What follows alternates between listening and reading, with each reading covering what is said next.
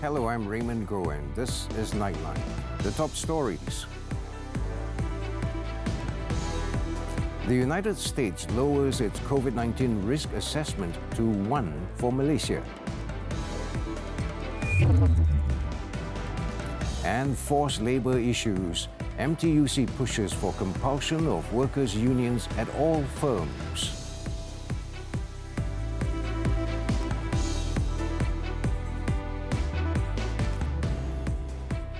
Good morning.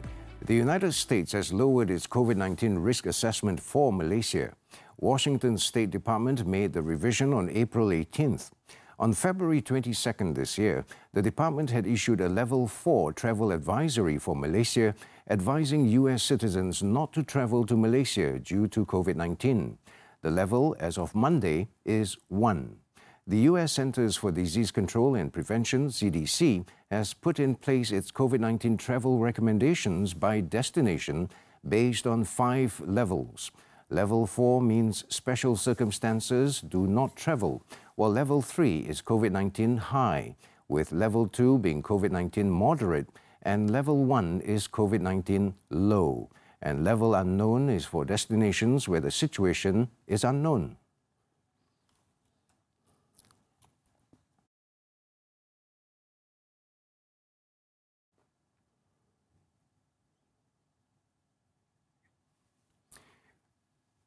Prime Minister Datuk Seri Ismail Sabri Yaakob broke fast with AMNO Supreme Council and EXCO members on Tuesday.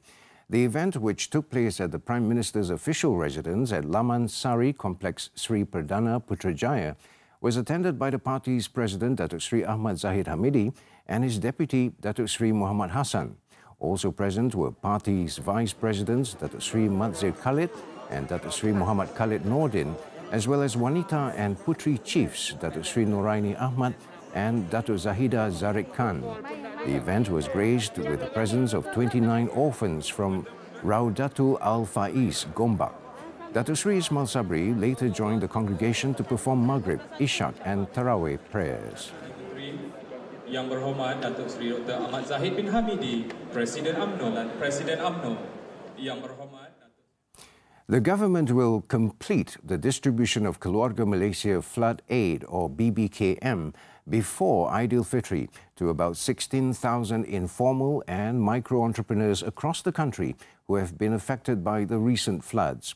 Entrepreneur Development and Cooperatives Minister Tan Sri Noor Omar said currently there were about 1,300 entrepreneurs who had still not received the one-off aid of 3,000 ringgit each, and the payments would be made soon.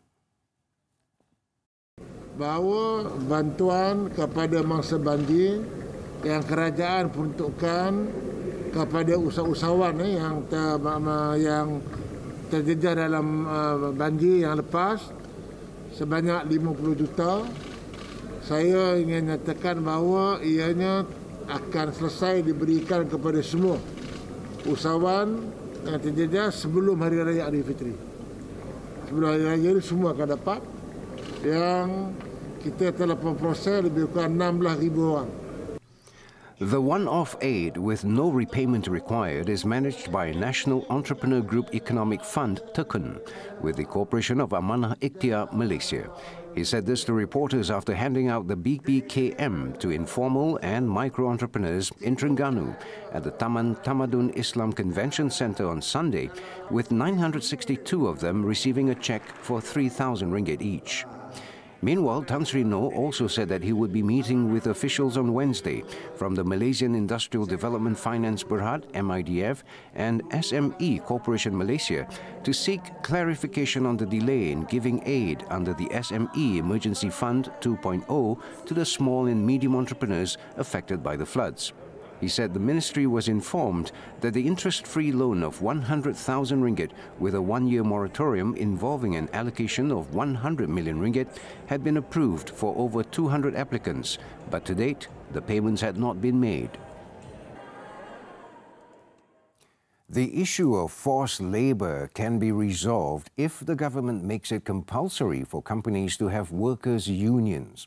The Malaysian Trades Union Congress, MTUC, said many companies implicated over forced labour did not have such unions. Its Secretary-General Kamaru Baharin Mansour, in a statement on Tuesday, said the government should strengthen workers' unions and should make it compulsory for companies to set up such unions. He said such a move will help the government in solving the forced labour issue. He pointed out that the workers' unions could be the eyes and ears for the government by carrying out their own checks on the companies. Kamaru added the policy was in line with the government's ratification of the International Labour Organization, which sets out the right to organize unions and collective bargaining. He also urged the Human Resources Ministry to increase its number of officers, saying it was impossible for the present 400 officers to check every company which hired foreign workers. He said each time the ministry investigated alleged forced labour activity at a company, it was already too late, as the factory was forced to shut down and its workers laid off. The workers are laid off because restrictions have been placed on goods produced by the company. If necessary, he stressed that the government has to take drastic measures by charging the company and sending its directors to prison for committing forced labour. Last month, the Human Rights Commission of Malaysia, Suhakam, revealed that 8 out of 1,000 workers in the oil palm industry were in forced labour. The Tunku Mahkota of Johor has called for child protection laws such as the Child Act 2001 to be enhanced immediately. Tunku Ismail Sultan Ibrahim said the enhancements should include aspects of childcare centre registration, accreditation, assessment, funding and monitoring to ensure all operators are operating legally with a sense of public service. Tunku Ismail said this in a Facebook post on Tuesday, following a meeting with Women, Family and Community Development Minister Datuk Sri Rina Harun, UNICEF Malaysia representative Amanda Bisex, and Johor Women, Family and Community Development Chairman Kairin Nisa Ismail to discuss the matter of child care centres in the country. He said such steps were important to ensure what happened to abused teenager Bella was not repeated.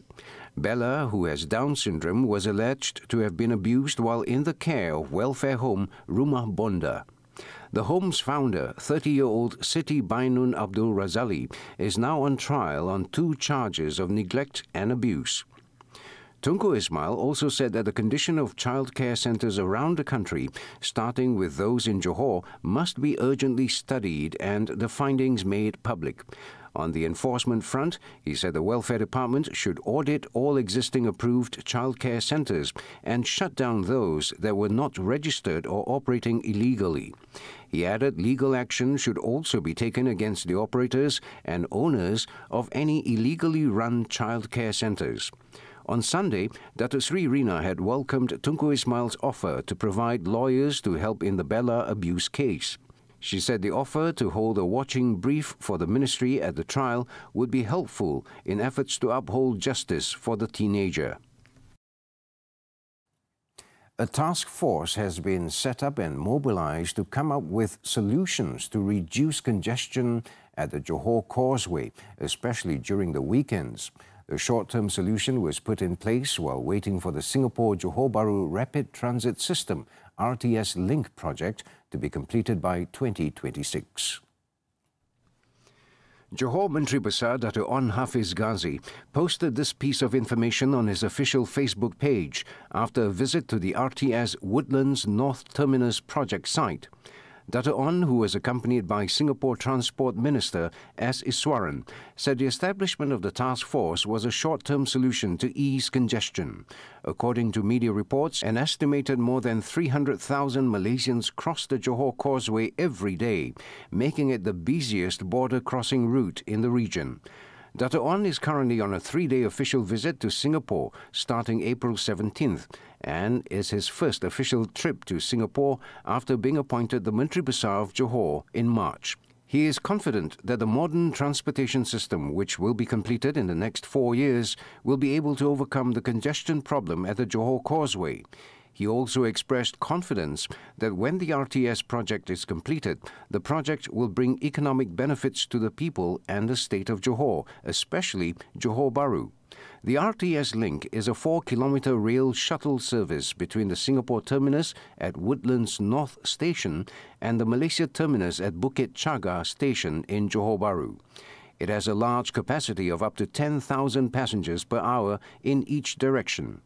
Passengers will enjoy a fast and seamless experience travelling between Singapore and Johor Bahru on the RTS link and a journey time of about 5 minutes between the two stations.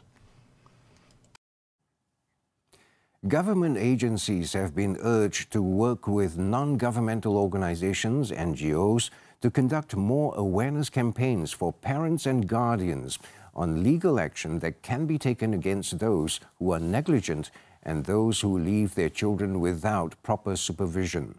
Alliance for Safe Community Chairman Tan Sri Lee Lam Tai said the group needed to be given more exposure to the offence, which could be prosecuted under Section 33 of the Child Act 2001, as many were still unaware of the existence of the law. Tan Sri Lee said, for example, in Western countries, if parents are found guilty of exposing their children to risk due to neglect, they will definitely be imprisoned. He said Malaysia needs to see to what extent the effectiveness of the Act is enforced, as accidents involving children or minors continue to occur unabated.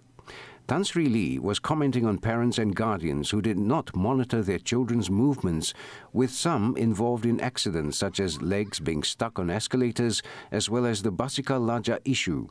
Section 33 of the Child Act 2001 stipulates that legal action can be taken against parents and guardians for leaving their children without reasonable supervision, which could result in a fine not exceeding 20,000 ringgit or imprisonment not exceeding 5 years or both if convicted. The Immigration Department has crippled a fraudulent labour recalibration program syndicate last Friday. 3 foreigners and a local man aged between 20 and 47 were detained in an operation involving a premises in the federal capital. In a media statement on Tuesday, Immigration Director General Dato Sri Khairul Zaimi Daud said a syndicate turned a tourism company's premises into a location for registration, passport collection and receipt of payments from foreign nationals to join the program. They also carried out activities similar to outsourcing companies, which are no longer in existence, by using several dormant companies to obtain quota for foreign workers under the program. Successful registration of foreign worker services will be offered to individuals or companies that need foreign workers with a payment rate of between 6,500 ringgit and 8,000 ringgit per person. Based on the number of passports and period of operation, the syndicate is believed to have raked in up to 2 million ringgit through charges on foreign workers, companies or individuals who became their customers. The Immigration Department also found 264 passports of various countries, such as Bangladesh, Indonesia and India. Cash amounting to 7,270 ringgit was also seized as part of the daily transaction collection of the activity. All those picked up were brought to the Putrajaya Immigration Department for investigation and further action. The case is being investigated under the Immigration Act, the Passports Act and the Immigration Regulations.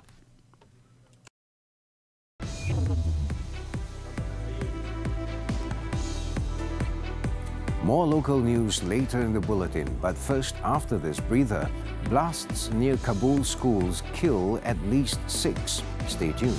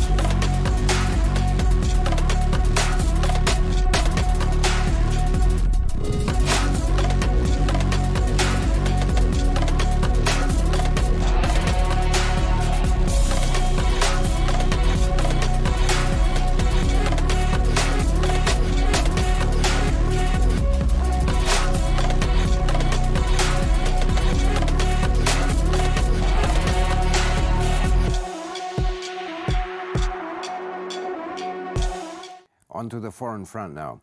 Israel carried out its first airstrikes on the Gaza Strip in months early Tuesday in response to a rocket fired from the Palestinian enclave as tensions soared after a weekend of violence around Baitul Maqdis. The Israeli Air Force said it had hit a Hamas weapons manufacturing site in order to counter the air raids. Hamas claimed to have used its anti-aircraft defense, which caused no casualties. The incident came after a weekend of Israeli violence in and around Al-Aqsa Mosque compound that wounded more than 170 people, mostly Palestinian demonstrators. Diplomatic sources in the meantime said the United Nations Security Council was to hold a session on Tuesday to discuss the spike in violence.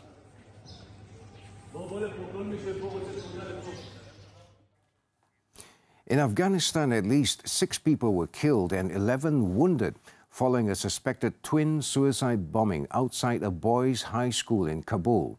The blasts happened at the Abdul Rahim Shahid School in the Shia-dominated west of the city. A nearby tuition center was also targeted in the grenade attack.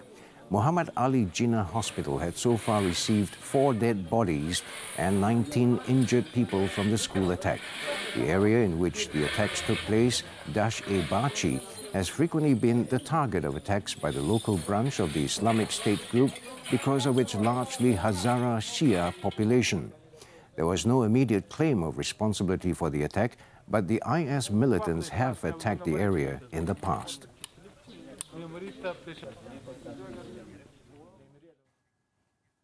Moscow has launched dozens of airstrikes across eastern Ukraine overnight after Kiev accused Russian forces of unleashing a major new offensive in the Donbas region. According to Russia's defense ministry, high-precision air-based missiles had hit 13 Ukrainian positions in parts of Donbas, while other airstrikes hit 60 military assets, including in towns close to the eastern front line. Ukraine's armed forces also confirmed that fighting had increased throughout the east, just hours after President Volodymyr Zelensky said Russia had kicked off the widely anticipated offensive in the Donbas region on Monday. Ukrainian authorities had urged people in Donbas to flee west to escape, even as officials called off evacuations for a 3rd straight day from frontline cities due to ongoing fighting. Meanwhile, in the south, Russia continued its push to capture the besieged port city of Mariupol as Moscow issued a fresh call for the city's defenders to surrender.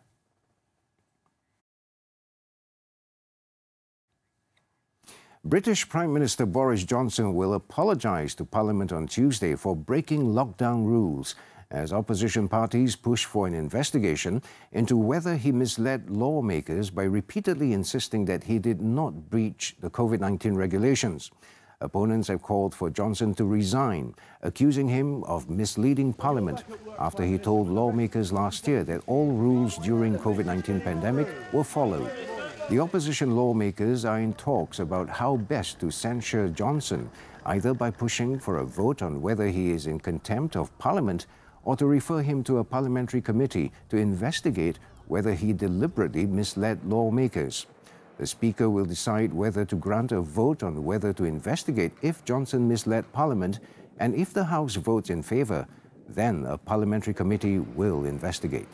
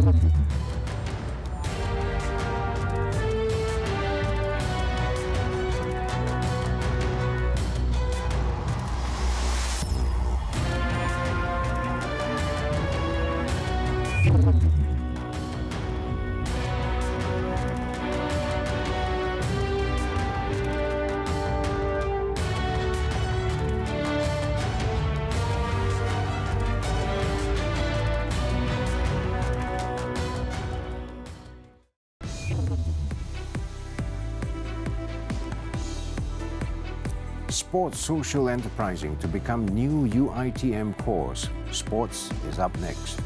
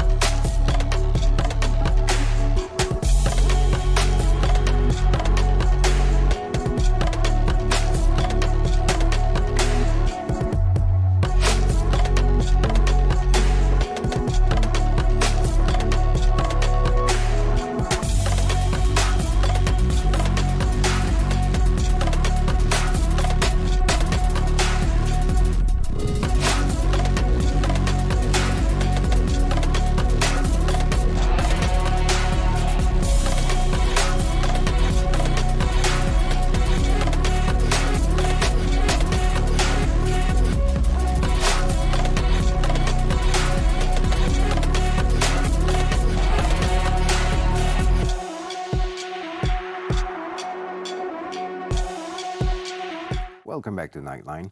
University Technology Mara UITM Shah Alam will offer a Sports Social Enterprising Certification Program to help sports clubs and associations in Malaysia manage and generate their own income. The Social Enterprise Program aims to increase the development of sports in the country, thus making sports clubs no longer dependent on government funds to carry out activities. Our correspondent in London, Haliza Hashim, files in the report from Oxford.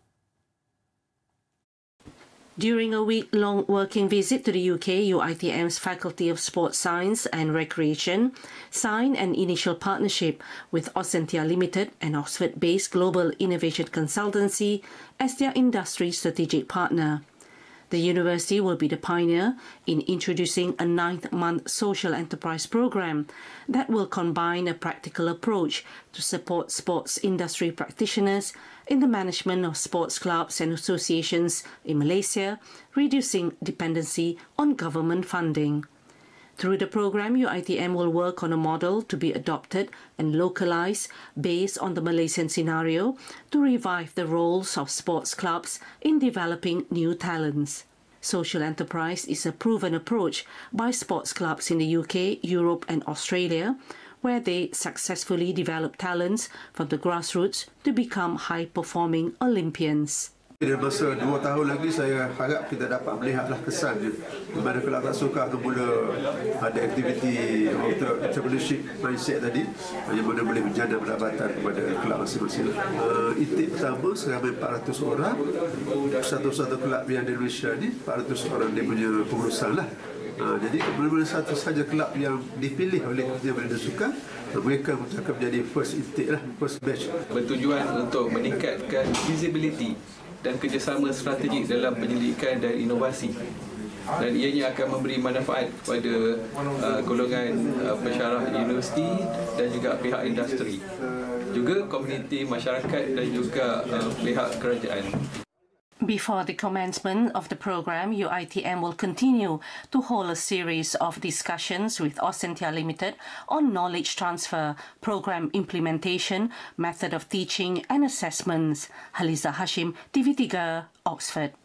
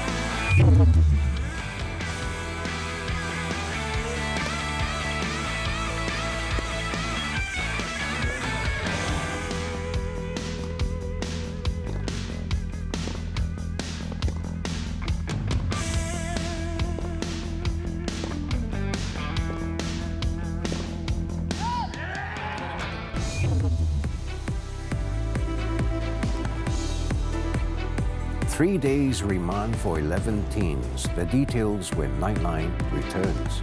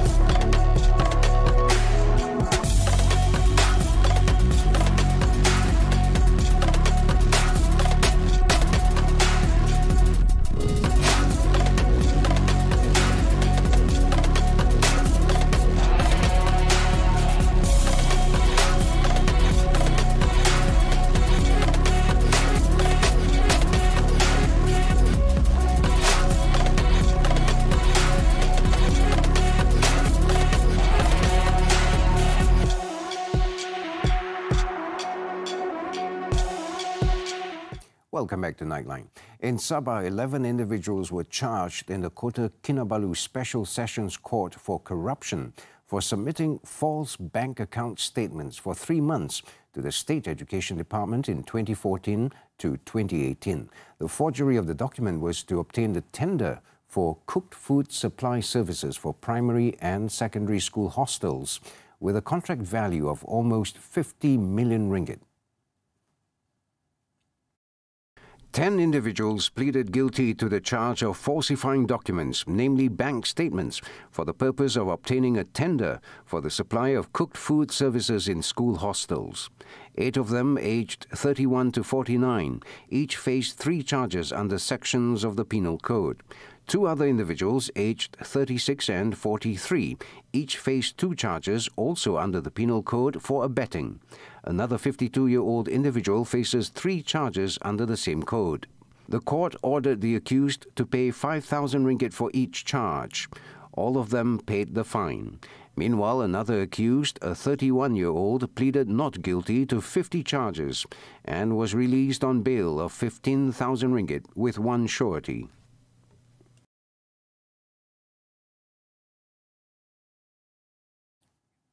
Eleven secondary school students in Kuala Nerus, Kuala Terengganu have been remanded to assist investigations into a beating involving their schoolmate.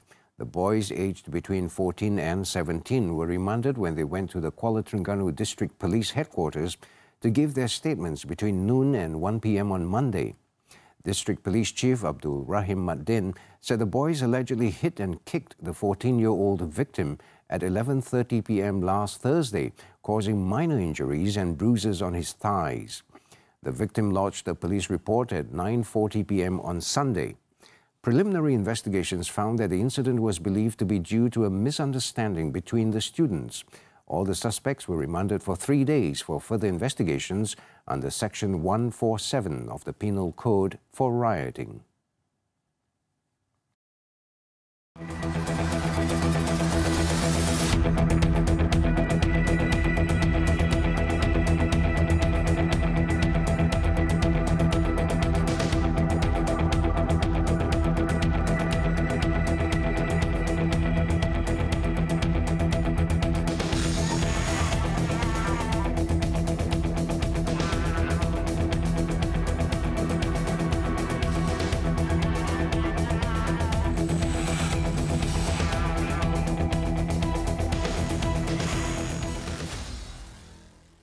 And that's all for Nightline this time around. As we wrap up, let's take a moment to be mesmerized by Ben Swanson's filmed time-lapse videos, which show red, green, gold and orange aurora flaring up the night sky over Tasmania in Australia. With that, I'm Raymond Goh. Thank you for watching, and to all our Muslim viewers, Selamat Bersahur.